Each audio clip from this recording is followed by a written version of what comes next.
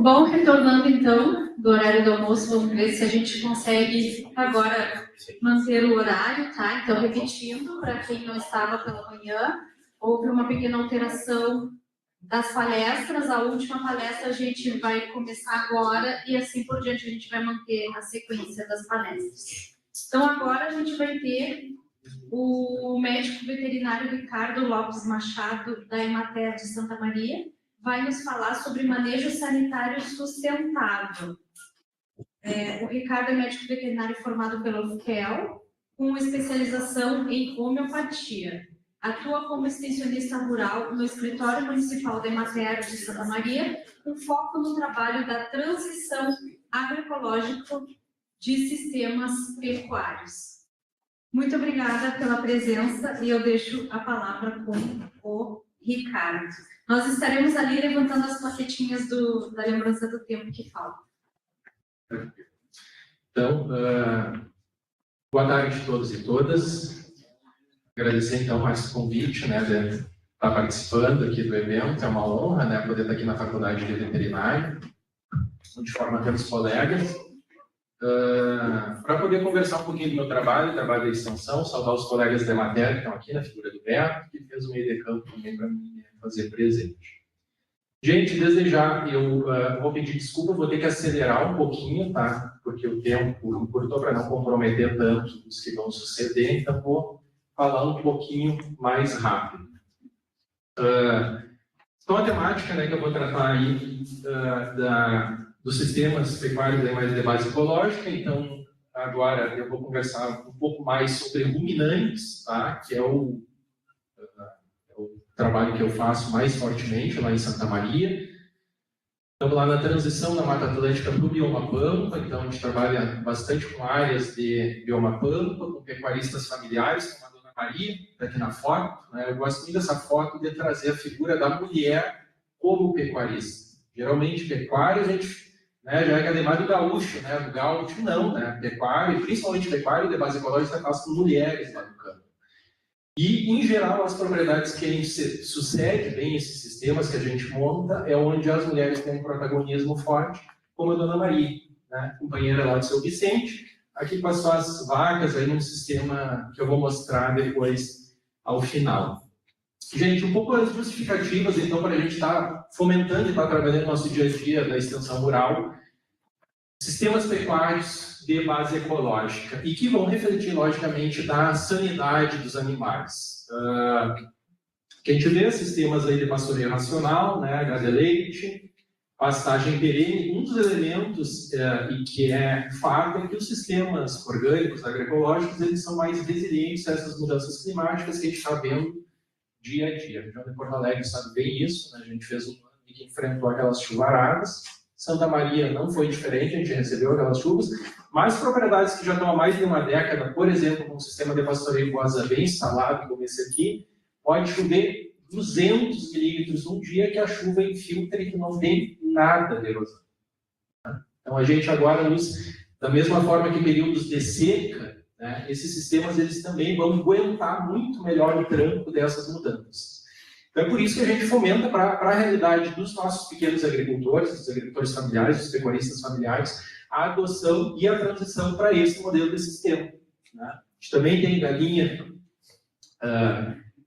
solta lá em Santa Maria, a gente também fomenta bastante, né, isso aí. Então, a mudança do clima é uma realidade, né? A gente está vivenciando cada vez mais esses extremos de secas e chuvaradas. Outro problema do nosso dia a dia é a convivência com os agrotóxicos, né? Santa Maria, a gente toma pelo menos 3 classes de veneno na água lá que a gente consome da Corsã, né? E isso está na nossa realidade, né, gente? No nosso dia a dia. Pegando só o glifosato, que é o que suco aí dia a dia, já vários trabalhos mostrando a relação direta com uma bom percentual dos casos de autismo em crianças, né, hoje em dia. E essa questão do veneno, ela não sei, a gente tem muita preocupação para a questão humana, mas isso se reflete também na questão animal. Então aqui, por exemplo, má formação fetal é algo que a gente encontra com uma certa frequência. Isso aqui são animais que pastam em pastagens onde se usou 2,4-D, né, o agente laranja lá da Segunda Guerra, e que causa má formação, né, em fêmeas em geral, seja mulheres, e aqui no caso, vacas aí no terço inicial de gestação que tem contato com 2,4-D, agora é uma época bem comum disso, que o pessoal pulveriza as pastagens de inverno com 2,4-D para a buva, para já começar a controlar a buva, e o pessoal larga vacas, às vezes com prenhas recentes. É relativamente comum a gente ver esse tipo de situação aqui. Os animais nascendo literalmente do avesso. Essa propriedade aqui, a terneira nasceu sem coluna vertebral. Era inclusive uma propriedade que eu, na época, fazia clínica veterinária, já tinha tirado um tumor de uma vaca. O primeiro filho do casal nasceu com problema que mamava, regurgitava. Tinha nascido com o estômago também invertido, né? foi operado, a criança ficou bem. Mas era uma propriedade que não lidava com veneno, tinha vacas de leite, mas a vizinhança toda era tapada de lavoura de soja e o veneno residual vinha para a água do açude, onde os animais tomavam água e a mulher lavava roupa, né? Então tinha contato com isso. Só que no primeiro ano de matéria, em agudo, né, uma região forte de fumo, suíno que comeu veneno de fumo, né, perde todo a terminação nervosa traseira, né, uma classe de veneno bem comum hoje, que é os neonicotinoides, eles entram na sinapse neural de crianças, por exemplo, que não aprendem na escola. Né? E a gente vê agricultores relativamente jovens com muitos problemas de Parkinson e tal. Em um ano de agudo, a gente teve 2 suicídios de agricultores que a gente atendia lá no dia a dia. Né? E muito clássico, né? Carrapato. Tem pecuaristas parando de lidar com pecuária porque não dão mais conta de carrapato. A última molécula química aí custa mais de R$3.000 o litro de veneno, né? Então é esse quadro, né? Outra coisa que hoje o fomento hegemônico nas academias é mesmo a gente estando numa das melhores, se não a melhor região do mundo para a produção de pecuária ao ar livre, né, via bioma pampa, a gente pode ter vaca de leite aí o ano todo, solto, né, o fomento aí para confinar os animais. E aí eu vou falar da realidade do nosso público, que são os agricultores familiares, que ainda é a grande maior parte dos produtores de leite, por exemplo, do Rio Grande do Sul, né, 80%, e que a grande maioria desses agricultores não vão ter condição de endividamento para confinar a vaca, e muito menos para administrar sistemas como esses complexos, né? E muitas vezes já vendem isso aqui casado com um robô que custa mais de 1 milhão, né? Então é algo para poucos. Então a gente procura um caminho do meio, né? Usando sim de tecnologia, mas uma tecnologia adaptada à realidade desses pequenos agricultores. E que tudo que a gente foi conversado já aqui de manhã, a gente não transformar os nossos animais, as vacas, aí, companheiras do dia a dia, em máquinas. Né? A vaca perder, a ideia de ter um nome, de ser um número, e sistemas movidos também a hormônio de crescimento, né, gente? E aí já tem vários trabalhos, a gurizada aí que é estudante, vale a pena pesquisar, trabalhos americanos relacionando esse hormônio de crescimento que usam nas vacas em sistemas confinados, a relação direta com câncer de mama em mulheres. Então, tudo isso a gente tem que ser questionado. Né? Os campos de concentração, seja de aves, de suinocultura, boa parte das epidemias do mundo são bactérias e vírus que saltam desses sistemas em algum momento, que vão afetar a saúde humana. Né? Então, isso está tudo muito relacionado com a saúde integral. Particularmente, desde a época da faculdade, eu nunca fiquei tranquilo com tudo isso que me apresentava como o único caminho da medicina veterinária.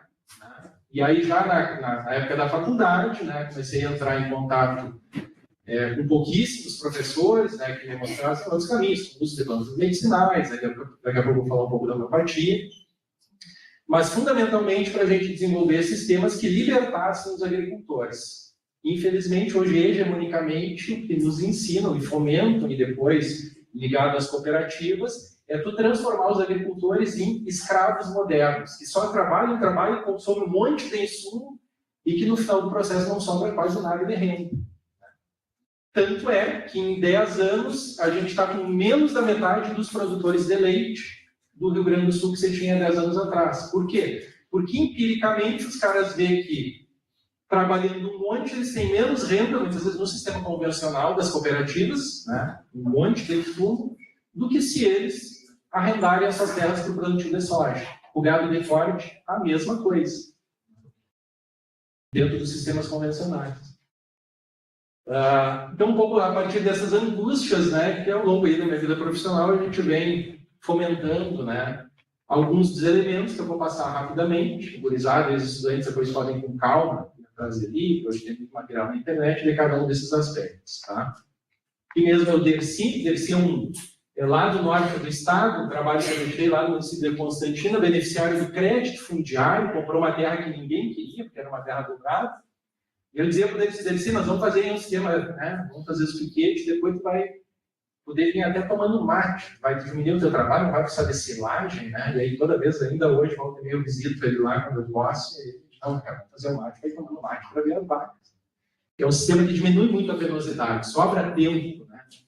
para tomar mate. O primeiro elemento dessas bases de transição, gente, é trabalhar com pastagens naturais. A gente está num dos melhores biomas do mundo, né, como eu já falei. Né? A gente pode ter gado de leite, de corte a campo aqui no Rio Grande do Sul, Santa Catarina, Paraná, o ano todo.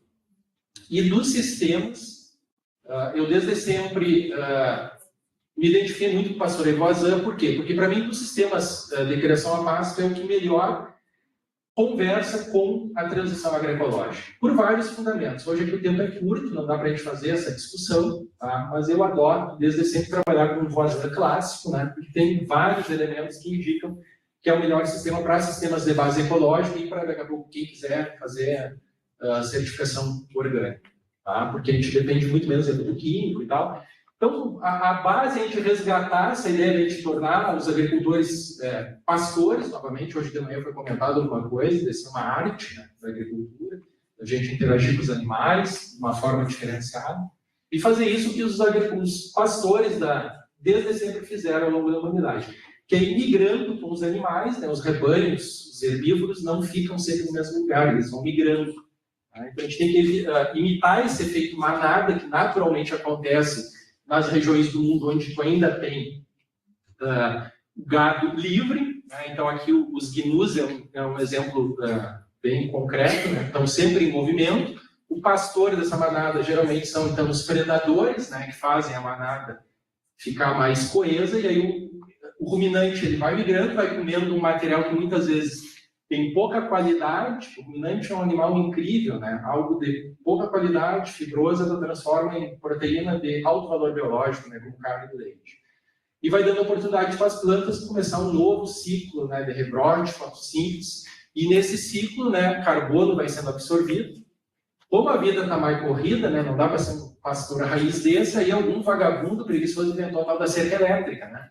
Então, agora a gente meio que confina a campo as vacas, e aí mesmo uma pequena propriedade faz essa transumância dos animais com cerca elétrica. Então, a gente divide a área em muitos pequenos, água canalizada, de preferência, em todas as parcelas, e, na medida do possível, a gente vai implantando sombra. Eu, particularmente, gosto muito de intercalar exóticas com nativas. Num ciclo médio, a gente colhe as exóticas para estar usando a propriedade, mas elas crescem rápido, né? E depois ficam as árvores nativas aí para dar sombra para o gado. Aqui é um videozinho rápido. Lá em Santa Maria a gente tem um grupo, né, de produtores que a gente se reúne, volta e meia, cada vez na propriedade de um agricultor, para trocar experiências. Né? A gente trabalha a campo, que é uma propriedade, hoje teve a discussão do Flávio, você tem uma propriedade que tem gado de leite e gado de corte junto, a gente cruza. Tá? Então, são vacas holandesas de alta produção, isso aqui é os filhos das vacas holandesas que vão todo para o comércio, né? Os machos. Vacas mesma pasta, que é uma propriedade que é 100% leite, não se usa silagem, né? Boa parte a gente desenha sistemas para não trabalhar com silagem. Normalmente o técnico que recomenda aos agricultores da silagem nunca teve que lombear a silagem num dia de garoa com chuva que nem está aí. É bem bom fazer os outros, mandar fazer os outros fazerem. Então, o sistema é a pasto, inverno e verão, e aí um complemento, sim, de ração concentrada no coxo, mas isso libera muito a penosidade do trabalho. E ainda assim, com esse gado a campo, essas vacas produzem aí hoje, estão com uma média de 25, 26 litros. Aqui não dá para ver, mas tem muita vaca mesclada. Inclusive, agora a gente está tirando leite nesse lote de vacas meio sangue holandês com aberdina. As ovelhas já param de produzir 21 litros, né? Uma vaca meio sangue aberdina holandês. Tem algumas gersinhas aí meio, tipo essa aqui.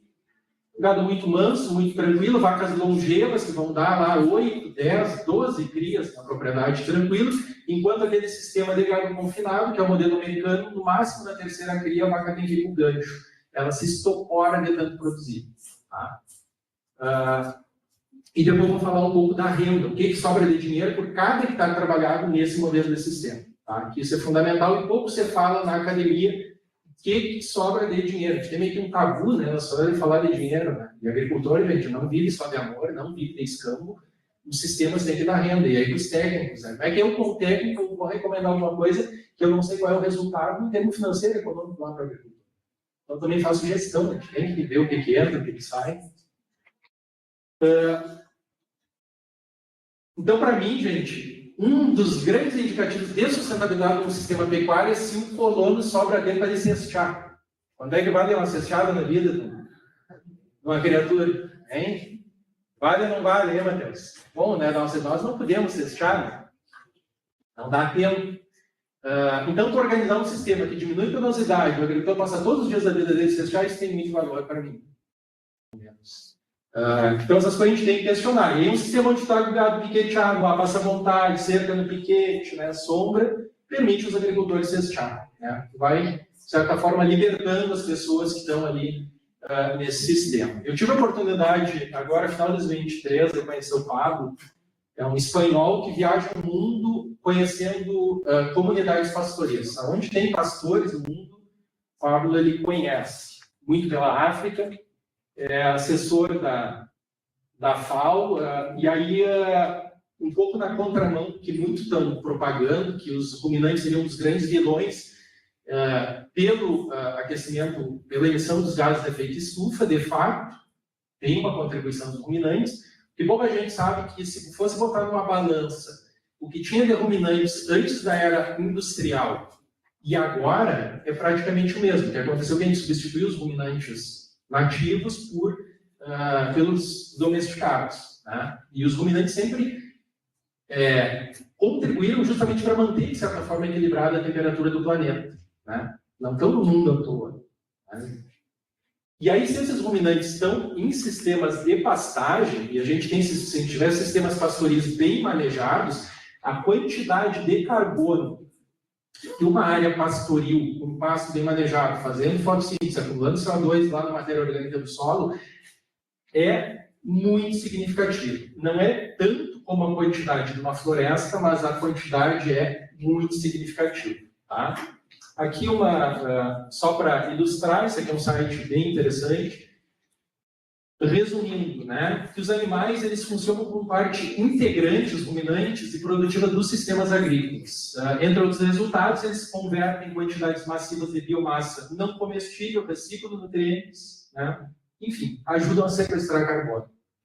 Então, esse trabalho, né, ele se defende que a pecuária, né, bem conduzida, seria assim, uma ferramenta para a gente mitigar o balanço, né, do que é emitido e o que é sequestrado. Trabalho ali do UFSM, olha, campo nativo sequestrando em torno, isso aqui é um trabalho de uma professora da geografia, 18 toneladas de CO2 por hectare ano com campo nativo, ali no UFSM. Então, esse é um sistema que, se tu casa com árvores, hoje foi comentado já, aonde tu tem uma pegada energética positiva com a pecuária do ponto de vista das emissões. Outros elementos, então, que a gente usa no sistema, que é o sistema silvopastoril, né, que é integral, plantio de árvores. Essa propriedade da foto aqui já está tendo renda, inclusive, que é a mesma que eu mostrei no início, do DECI com a venda da madeira que está sobrando do sistema. A gente não lavra o solo, então, no inverno, antes de entrar no gado dos piquetes, a gente sobressemeia aveia, azevém, então a gente não precisa lavrar a terra e aí consegue ter comida o ano todo na mesma área. E aonde ainda tem os remanescentes de campo nativo, a gente procura conservar. E em áreas onde já foi convertida para a soja, que é um exemplo de um pecuarista que estava já desiludido da pecuária, já tinha arrendado para a soja, e a gente fez um pedacinho pequeno lá, um sistema para algumas vacas, ele gostou, viu o fundamento, viu que podia ter mais renda com pecuária do que com o arrendamento da soja, e em 6 meses, isso aqui, período de inverno, a gente semeia a pensacola, que é a nossa grama furquilha, junto com a aveia azevém. O inverno quebra a dormência, isso aqui já é o período de verão, onde estaria com veneno, né? E tudo que a gente sabe aí, que daqui a pouco a lavoura atrás, já começando o processo de vida de novo, as perdidas já voltando, né? No área de uma pampa, e a mesma área no inverno, com sobressemeadura de aveia azevém, com gado em cima da área o ano todo. Né? Outro elemento fundamental, que é o manejo ecológico do solo. Então, a gente procura usar o mínimo possível de adubação química. Em alguns casos, como a gente trabalha com transição agroecológica, e aí só um parênteses, né, gente? Aí os colegas da EMATEC, a gente não é ONG, né? A gente não escolhe a dedo com quem a gente quer trabalhar. A gente trabalha com agricultores que a vida toda usaram veneno. Né? Então, a gente tem que trabalhar com processos de transição, né? Para aos pouquinhos o agricultor ir se apropriando daquele conhecimento, dessas técnicas diferenciadas. Então, a gente prioriza. Isso aqui é uma bosta de vaca que não toma ivermectina, né? Isso aqui é uma amostra de vaca que consome homeopatia. Por isso mesmo, o rola-bosta, a minhoca, consegue se alimentar de forma muito tranquila, né? Então o rebanho ele deixa muito dejeto, essa bicharada faz o serviço de incorporar. Tem épocas de abundância que sobra, a gente roça e faz palha para o solo. Então esse conjunto aqui faz a gente ter uma grande independência no médio prazo de adubação química. A gente tem a sorte lá de Santa Maria, a gente tem um dos melhores basaltos agrícolas do Brasil, ali em Itália, a gente usa pó de rocha para adubar pasto, a gente usa pó de rocha para adubar as vacas também, diretamente no coxo. Para a galinha, gente, cadê o Edson? Não dá pó de basalto lá para as galinhas, Edson? Galinhas que não comem, né? Começa com pó de basalto em uma semana muda a casca do ovo. Eu tive experiência lá de chegar a aumentar até 30% a produção, só de botar pó de pedra. A galinha já vem de fábrica com a britadeira, né? É incrível, né, o resultado. Isso aqui tu tem uma tabela periódica unida, quase 40 microelementos, né? E daí essa vida aqui transforma e biodisponibiliza esses nutrientes para a pastagem. E, logicamente, assim como a Primavera falava, né? Solo sadio, planta sadia, né? Pessoas, animais, no caso, sadios, né? E seres humanos que vão consumir esses produtos também. Quarto elemento, né, para mim, sou veterinário, os colegas de veterinário, que é muito caro, que é a questão do bem-estar animal, já foi comentado hoje aqui, né? Não vou ressaltar. Único detalhe, a sociedade hoje a gente está muito preocupado com o bem-estar de cães e gatos. Eu adoro, tenho uma matilha em casa, gatil praticamente, mas quase ninguém se preocupa com, né, os animais de produção, né? A maioria das pessoas se alimentam deles, então a gente prefere botar isso para debaixo do tapete, né? Sendo que um suíno, por exemplo, tem a mesma inteligência de um cachorro, né, gente? Desenvolvimento cognitivo. Então a gente tem que, e aí é um dilema, assim, não é fácil, né? Eu particularmente acho que, então, pelo menos a gente tem que pensar em dar dignidade de vida para esses animais, para as nossas vacas, enquanto elas estão vivas. Vaca de agricultor familiar é fantástico, todas têm nome, né? Agora mesmo já estão passando, mas teve uma geração de jumas agora, né, das terneirinhas. Estão tudo na terceira ou quarta cria de juma, né? Isso aqui é uma lista de chamada de vaca lá, são 2 irmãos lá que eu atendo, né? E é incrível, os guri, ó, 35 vacas em lactação. Os piás saem lá, gritam, flana. Aí a flana ergue as orelhas, vem, entra ali, né, para se ordenhar, sai de ré, Beltrana. Vem que nem os cachorros, né? Então vaca tem nome. Então é outra relação, né? Os bichos não têm só um número, tem toda uma relação de dignidade. E de forma coerente com essa proposta de bem-estar dos bichos, eu acho que é muito coerente a gente pensar em formas brandas de promover a saúde e a sanidade desses animais. Então, principalmente em rebanhos pequenos, a gente usa muito plantas medicinais, muito bacana. E aí não tem como falar plantas medicinais, aí depois a homeopatia, sempre numa visão sistêmica, né? Não é tanto a planta medicinal como a homeopatia, ela não vai ser um milagre em si, né? Tem efeitos, é fantástico, a gente tem que ver toda essa visão mais ampla. Não tem como falar de plantas medicinais aqui no Rio Grande do Sul, sem falar do trabalho de 2 professores aqui da URBS, né, que foi o professor José de Maria Vist e o César Avancini, grandes referências aí no Brasil, em pesquisa na área de plantas medicinais, fazendo o quê? Isso aqui é etnoveterinário. Lá nos agricultores, desse conhecimento popular e conhecer aquilo que as populações tradicionais já conhecem, isso dentro de laboratório, né, validar isso aqui, Avancini e o professor Vist fizeram isso, fazem, né? O ensino creio que ainda está na ativa. Lá em Pelotas também eu tive a sorte de ser aluno do professor Chu, que também faz pesquisa com isso, fez o doutorado dele aqui, e que nos desbravou esse mundo aí das plantas medicinais. Então, rapidinho assim, né? Só para não ficar, né? Não sei, incontáveis vezes, né? Já curei diarreia veterineira com chá de araçá, por exemplo, né? O chá de araçá, lá com o Chu, quando a gente fazia testes de antibiograma, tinha uma determinada bactéria que era resistente a praticamente todos os antibióticos, e o chá de araçá matava. Né?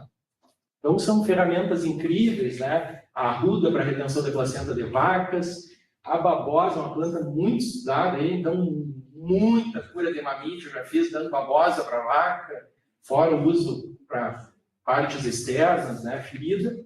E a homeopatia, gente. A homeopatia, então, eu vou falar um pouquinho mais, né, que é uma atividade que nós, dentro da matéria, a gente vem fomentando muito, né, aqui o Beto, que organiza isso a nível do Estado, o Matheus, aí é uma referência na homeopatia vegetal, e é algo que está sendo bastante demandado. Em matéria, a gente está com um protagonismo bem forte de botar isso a campo, ensinar os agricultores, porque é uma ferramenta e uma tecnologia, eu digo, é de preguiçoso, né? Que é uma barbada. Né?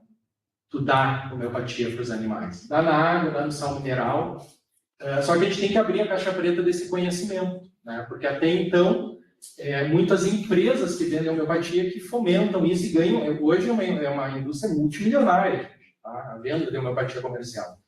A gente, na extensão rural, a gente tenta colocar isso na mão dos agricultores e dar independência para eles. Hahnemann, que foi quem ideou e sistematizou esse conhecimento há mais de 200 anos, e lógico que há mais de 200 anos, tanto o Hahnemann era perseguido quanto agora, mas quanto mais bate na homeopatia, mais cresce, né? E se perpetua ao longo do tempo. Ele já foi provavelmente o primeiro veterinário homeopata. Certa feita, o cavalo dele, que era o transporte, adoeceu, deu um garrotilho, né? Ele tratou a homeopatia, curou, e aí sentenciou: bom, se essas leis da natureza que eu proclamo são verdadeiras, elas então podem ser aplicadas a todos os seres vivos. Então, classicamente, a homeopatia é usada para humanos, e a gente pega todo esse conhecimento desenvolvido para humanos e a gente faz uma analogia para o uso animal e também analogia para o reino vegetal, aí é com o Matheus. Né? Dois caminhos: ou a gente individualiza os animais para fazer o tratamento, ou a gente usa outra lógica, que é o GMPD. O que é individualização? É o clássico da homeopatia. Alguns aqui já devem ter se tratado com homeopatia, o homeopata vai lá, fica horas conversando. Né? Então, num rebanho de vacas, provavelmente que nem essa holandesa vermelha aqui, né? A cigana, não deixava que tu encostasse nela. Os indivíduos de arnica estão sempre estropiados. Então, é uma pessoa, um indivíduo que não deixa que tu encoste. Né? Então, cada medicamento, que a gente chama de matéria médica, a gente hoje tem 4.000 possibilidades de medicamentos homeopáticos. Cada um desses medicamentos é um personagem. Um jeito de sentir, de sofrer, de doer, muito específico. E o trabalho do homeopata é nessa prateleira de 4.000 possibilidades. Quando chega o ser adoecido, seja uma vaca, né, uma pessoa, um cão, é tu pegar dessa prateleira qual é a história que é mais parecida com essa queixa que está aparecendo aqui. E aí a gente usa isso para tratar e equilibrar a pessoa no todo. Então, nas vacas, a gente mais ou menos consegue fazer isso, porque os agricultores conhecem essas vacas. Essa aqui mesmo é uma vaca que entrar no piquete, a negrinha, já queria cobra, né? Vinha se coçar, se roçar. Então, provavelmente, é uma vaca de pulsatilo. Tá? É um outro medicamento homeopático. E assim por diante. Mas aí, como é que vamos fazer isso nas galinhas lá, né? Consultar galinha por galinha é mais difícil. Então, a gente usa essa outra lógica, que é do GMPDM, onde a gente vai considerar o rebanho todo coletivo daqueles animais como um único ser. Então, a gente pega a média do que acontece com o rebanho e trata como se fosse um único indivíduo. Esse rebanho aqui, então, a queixa era um rebanho muito tranquilo, na média, mas estava com soro de carrapato. Então, a gente entrou aí com o sulfuro e o nosódio, né, um medicamento homeopático feito do próprio carrapato. Aqui é um exemplo de uma das fórmulas que a gente usa a campo. Sulfuro, um grande medicamento para as questões de pele, a estafiságra, para tudo que é inseto sugador, e o nosódio do próprio carrapato. Tá? Como é que a gente faz esse nosódio? O gurizado, o Jaime Roque, aí é um que não tem problema em fazer nosódio. Tem certeza que esse povo da fronteira gosta sempre de ter uma cachaçinha com buchada. Mesma receita, só que em vez do buchado vai usar o carrapato, em vez da cachaça o álcool 70. A partir disso a gente faz aí a tintura mãe, que a gente chama, né? Tem uma parte de inseto para 9 partes do álcool 70. Faz as diluições, aí aqui tem toda uma farmacotécnica, né, para a gente chegar no medicamento homeopático. A gente mistura isso no sal mineral, que está o agricultor misturando, né, o sal mineral, homeopatia, pó de rocha, que vai para o gado, e o nosso objetivo é o quê? Adoecer as carrapatas, as teleógenes. Tá? Isso é achômetro e tal. Não, a gente já tem trabalho, isso aqui é um trabalho da UERGS, né? Até então era meio empírico, realmente, a gente via que as carrapatas ficavam doentes. Mas esse trabalho, por exemplo, aqui da professora Mônica com uma aluna, eu vou ter que resumir, gente, porque o tempo está curto, mas comparou lote de animais consumindo homeopatia, lote de animais muito parecidos sem homeopatia. No ciclo estudado, o lote sem homeopatia precisou 8 aplicações de veneno, o lote com homeopatia, uma única aplicação, não em função do carrapato, mas em função da mosca do chifre, tá, que estava incomodando. E quando se fez a avaliação da eclosão dos ovos dos carrapatos, o lote que estava de carrapatos que foi coletado dos animais que recebiam homeopatia, então teve bem menos carrapatos, não teve eclosão, zerado, né? E o lote, mesmo com veneno residual, ainda teve 30% de eclosão. Então, na prática, gente, a homeopatia, ela infertiliza as teleógenas. Então, por isso que no médio prazo a gente vai conseguindo, aos pouquinhos, resetar o sistema, a pastagem de carrapatos com uso contínuo de homeopatia. Para a mamite, a mesma coisa, que uma propriedade antes, quase metade das tetas afetadas, com algum grau de mamite subclínica, 50 dias depois baixa para 5%, e isso mais ou menos se mantém. Então, drena, né, limpa o corpo do animal. Aqui uma fórmula que a gente usa, e olha só, a gente usa na fórmula as duas principais bactérias causadoras de mamite, né, que é o Staphylo e o Streptococcus. A gente faz homeopatia, já tem pronta, né? E a gente coloca nos vidrinhos para dar para o rebanho, fora as questões específicas aqui, como o tratamento de verminose, que foi citado hoje, né, pelo Edson, com a sina, eufrase aí para tratamento de conjuntivite. Olha só, homeopatia de alfafa para lactação deficiente. Isso aí, popularmente, as mulheres usam tomar chá de alfafa. A homeopatia da alfafa também aumenta a lactação. Para quem é cachorreiro, aí, deve ter colegas da veterinária, o extensionista a gente tem esse olhar mais amplo, né, gente? Não vai lá resolver só um problema. Entende a família, os dilemas. Certa vez, os agricultores me ligam, né? Uma cadela muito mimosa deles deu cria, morreu no parto. Os cachorrinhos ficaram fracos, deram um NAN de cachorro, um sucedâneo lácteo, que não estava nutrindo direito. Os cachorrinhos começaram a ter múltiplas fraturas, aqui não dá para ver direito, mas aqui está quebradinho. Levaram no hospital veterinário de Santa Maria, um hospital de referência, né, lá, residência, clínicas de referência no Brasil hoje. Prognóstico nenhum, indicação de eutanásia nos cachorrinhos. Os agricultores me ligam, olha, cara, né, a gente trata as vacas, você trata com homeopatia, será que não podemos fazer alguma coisa para os custos? Podemos, a gente entrou com as calcárias, né, que são medicamentos que a gente usa para consolidação óssea, e estão aí, né. Então, quando a gente fala de homeopatia, gente, não é um fim em si, não é que a gente vai negar toda a ciência convencional, todo o avanço que a gente tem da clínica, né, veterinária tradicional. Mas quando a gente entra, como é mais essa ferramenta, o nosso horizonte ele se amplia, né, ele se expande para resolver daqui a pouco coisas, né, curar coisas que teoricamente seriam incuráveis. E aí vem o questionamento, como, né, aonde que isso age? Então, o Hahnemann, já na época dele, falava, né, gente, que a gente, em resumo, não é feito só de carne e osso. Tem alguma coisa a mais que Hahnemann dizia e chamava de energia vital. Se algum de vocês tiver a oportunidade de conversar com uma pessoa amputada, falta uma parte, um membro. A pessoa está viva e ela vai quase invariavelmente descrever para vocês que mesmo não, a parte física do dedo não estando ali, às vezes ela sente coceira, ela sente o membro. Por quê? Porque a gente tem uma parte energética também no corpo da gente. E é justamente aí que a homeopatia vai estar atuando. Tá? E assim como a gente não é feito só de carne e osso, os animais também não são feitos só de carne e osso, e a homeopatia vai estar atuando primariamente nessa parte, de certa forma, invisível, e por consequência, num segundo momento, tendo resultados fisiológicos, inclusive. Ah, isso aí é coisa esotérica? Isso não, isso aí é física pura. Tanto é que desde a década de 70 a gente já tem máquina para fotografar isso aqui. Os russos desenvolveram, a gente tem 2 máquinas dessas aqui que eu sei em universidades federais aqui do Brasil, fazendo pesquisa, né, nessa parte de energia vital de plantas. Então a gente tem ali em Florianópolis um professor que trabalha com isso, em Maringá, lá o Bonato também tem uma dessas máquinas, eles importaram da Rússia, que faz uma fotografia de como que está o estado energético de pessoas, e no caso usado muito para trabalhos com plantas, né? Em animais a gente não tem ainda nada assim publicado. Só que é uma aula prática, tá? Curso de formação de extensionistas do Demater, a gente consulta o colega, antes do colega tomar a homeopatia, a imagem de como está a energia vital dele. Olha aqui, ó, cheio de falhas, né? Bem ferrado aqui. Então, isso aqui deixa tu drenar, né? Muitas vezes, por isso que às vezes tu chega num ambiente, sai, parece uma passa-uva, né? A homeopatia é demorado, né? 5 minutos depois de tomar as gotas, gente, como é que fica? Né? E é exatamente isso que acontece com as nossas galinhas lá, quando consomem homeopatia, né? Com os nossos animais. Então, a gente tem essa resposta. E tem, sim, gente, inclusive máquina hoje para a gente quantificar e qualificar esse processo, tá?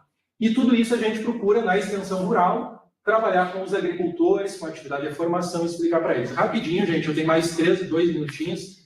Eu vou passar rápido 2 casos de agricultores aí que fazem tudo isso que eu falei aplicado, né? Uma propriedade de gado de corte com 8 hectares, gente. A gente tem ideia que só, né? Principalmente aqui na faculdade, que gado de corte é coisa de fazendeiro. Tem muito pecuarista familiar no Rio Grande do Sul. Eu, por exemplo, sou filho de pecuarista familiar lá de Caçapava do Sul. Os gaúchos autênticos, né? Lá de Fundão de Campo. São Vicente e a Dona Maria é uma classe de agricultor que tem aumentado, eles são ex-produtores de leite, não tinham sucessão, e para não arrendar para a soja, a gente pegou todo o sistema lá já constituído e entramos com engorda de gado de corte. Tá? Por quase 40 anos produziram leite, a gente já estava com o sistema redondinho lá, pastoreio voazã, eles ganhando dinheiro, e aí migraram para o gado de corte. São as vacas de leite, aí eles já tinham se aposentado, então tem a renda da aposentadoria e a renda da engorda do gado. Campo nativo, né, com sobressemeadura aqui de forrageiras de inverno, controle de carrapatos com homeopatia. Há anos, praticamente, a gente não banha para carrapato nessa propriedade, no caso, pastoreio racional ou homeopatia no sal. Isso aqui é período de inverno, agora o outono, né, tu semeia por cima do campo aveia azevém, e em pouco tempo, aqui a aveia preta, né, se agarrando nessa matéria orgânica do sistema. Aqui alguns lotes já prontos para abate, sem ração, sem silagem, só pasto e suplemento de sal no coxo. Alemão, né, já ideou aqui umas rodinhas para o coxo de sal que vai migrando. Como é área pequena, ele todo dia vai lá e coloca os animais, então não precisa de grandes estruturas. E o fundamental que eu conversava. E quando, é legal, bacana e dinheiro. Tá? Todo o comparativo que a gente tem que fazer hoje na pecuária, o grande desafio, quem lida com o mercado financeiro, é o benchmark, né, a referência, é o arrendamento da soja. Então, a gente tem que fazer uma pecuária que minimamente sobre de dinheiro ao que o plantador de soja te pagaria no arrendamento.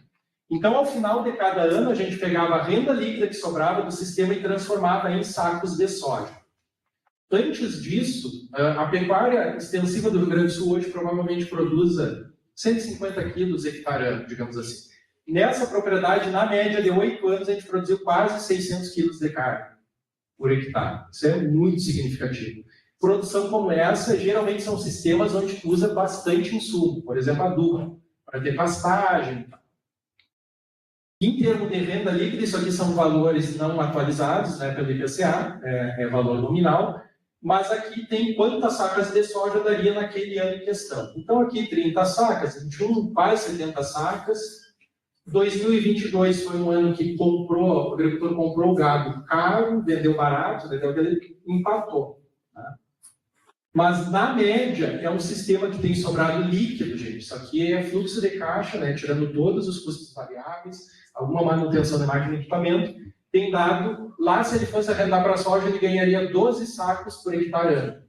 Com o sistema de pecuária desses, ele está sobrando a família 30 sacos por hectare. Tá? Em valor, mais do que o dobro. Então, bem significativo. E o mais importante, né, nem tudo é dinheiro, casal com o sujeito do processo, recebendo alunos, o pessoal do Uruguai vindo visitar, lá ficando impressionado, uma propriedade pequenininha, com aquela pujança de produção, e aqui a migração do gado de cria. Por que o gado de cria? As novilhas, né, a gente optou por fêmea, porque a novilha faz o acabamento de carcaça mais fácil a campo, ficavam muito mansos, já estava quase dando nome para as novilhas de corte. E aí estava sendo muito doloroso mandar para abate. E aí migramos para o gado de cria. Então aqui 2 fotos bem simbólicas, esses terneiros aqui é a primeira produção assim, de terneiros, né? Excelentes terneiros, né? A verdinho. Foram carregados ontem, até, os terneirinhos. E aqui, alguns de vocês talvez conheçam o José. O José, por muito tempo, ainda hoje, manejou a fazenda Conquista do Nilo Romero lá em Bagé, esteve lá nos visitando, e impressionadíssimo, né? Pensem que aqui, ó, é 8 hectares, gente, só macho aqui tem 6, aí tem mais 6 fêmeas, aí dá um terneiro e meio por hectare desmamadinho, né? Então, é alta produtividade. Dificilmente, eu não tenho nada contra fazendeiros, grandes propriedades e tal, mas as propriedades pequenas, elas podem ser muito mais eficientes que uma grande propriedade. Gado e leite, então, tá? Tem meio 30 segundos. Essa família, área pequena, tá? Esse aqui é um dos maiores produtores que eu tenho lá em Santa Maria. Vou pegar uma área grande, então, agora. Porque aí vem, isso aí é bem bom para área pequena, né? Quero bem matar a fome do mundo. Olha, gente, com leite, pecuária, eu sei que dá para fazer. Isso aqui é uma propriedade que tem hoje 80 hectares de área útil, 100 vacas em lactação a campo. Produziam soja, a gente começou a fazer a contabilidade. Na época, a soja sobrava R$ 607 de renda líquida por hectare, e o leite, isso em 2015 para 2016, já sobrava quase R$ 3.000 de renda líquida por hectare. Os guris estavam terminando o segundo grau e, com o gado, eles ficariam na propriedade. Se fosse para a lavoura, o Luiz comentava, Ricardo, é muito veneno. Eu não quero que os guris fiquem no meio desse veneno. Né? Eu não durmo direito, porque estou com todo o patrimônio quase na lavoura, esse não chora, tá? E mesmo ele já, depois de muito tempo, com a colheitadeira comprada e tal, e aí a gente começou a ir para os números, ele, apesar de ser alemão, não tem moda. Vamos, porque daí a esposa e os guris gostavam mais da pecuária e fizeram toda a transição. O que era soja, então, né, a gente começou a perenizar a área, que o vizinho ainda faz soja, né? Aí o Flávio comentava, gado cruzado, vacas de 18, 19 litros de média, mas muitas vezes essas vacas, essas que vão te dar a melhor renda líquida por hectare trabalhado. Então, o que era soja aqui, alguém já comentou hoje de manhã, árvore nativa, que já começa a ter comida para passarinho, né, o sistema silvopastores jovens, água canalizada, um mini sistema para as terneiras aprender, todo dejeto é fértil irrigado de volta para a pastagem, a gurizada campeia as vacas com quadriciclo, né. Essa propriedade até o ano passado, por 10 anos, não foi usado silagem, pasto e ração. O sistema de pastoreio vazando com 115 parcelas, a água aqui canalizada, isso aqui aumenta até 15% a produção das vacas, só de ter água canalizada no sistema. Isso aqui é uma semana depois da primeira chuva, depois da seca, gente. Então, aquilo que eu falava lá no início, a resiliência do sistema. Tá? Quando dá uma melhoradinha do tempo, explode. Isso aqui é uma foto recente de um dia de campo que a gente fez lá, uma imagem bem bonita, agora de março. Sombra, né? O gado tranquilo. E renda, gente, tá? Já acabou o meu tempo, então vamos só para o dinheiro aqui. Ó. Renda líquida por hectare. Produção e produtividade me diz muito pouco ou quase nada. Eu quero saber o que sobra de dinheiro por hectare. Renda líquida mês, renda líquida por hectare utilizado. 2.000, 3.000, variou aqui um ano com bastante produção. Isso aqui depois, quem quiser, a gente pode conversar. Mas olha aqui, ó. Perto de 8.000 de renda líquida por hectare. O ano passado teve muito investimento, sobrou só 5. Mas a renda mensal da família, que nos últimos anos, 2020 para cá, isso aqui é o que sobra de dinheiro líquido por mês. R$ 35.000, 42, quase 62 mil, 60. Isso é o que sobra de dinheiro líquido mensal para essa família. E se tivessem na soja? Né? E, de novo, o agricultor apropriado que está fazendo. Tudo isso que eu falei é verdade para a ovinocultura. E aqui uma mini propriedade. 0,8 hectares, dividido em 32 piquetinhos, para 5 vacas gêmeas, para fazer queijo, né, vender leite informal. Então, diferente do tamanho da propriedade, gente, usando esses princípios, a gente viabiliza. Né? Com o fundamento sempre de produzir comida, gente, de alto valor biológico. Então, aqui, como é a semana do alimento orgânico, a gente também lá em Santa Maria, tem uma feira orgânica, que é a feira na Primavera, com produtores certificados, aí junto ao Ministério da Agricultura, um ambiente muito bacana de conviver, né, com agricultores aí que se dispõem a fazer, né, dessa profissão, talvez a mais especial, que é ser agricultor, né, e produzir alimento de verdade. Tá bem, eu agradeço a atenção, gente. Eu sei que o tempo é curto. Se tiver alguma pergunta, eu vou botar aí no final.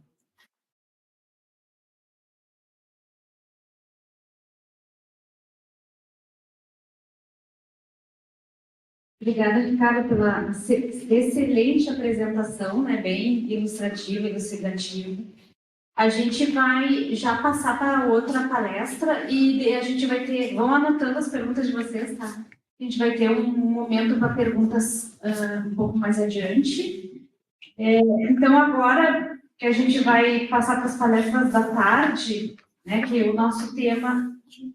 Ai, esqueci do mimo. Ainda bem que a minha equipe está atenta.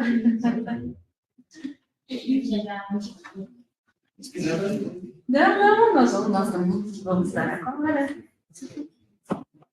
Nosso mimo, nossos colaboradores.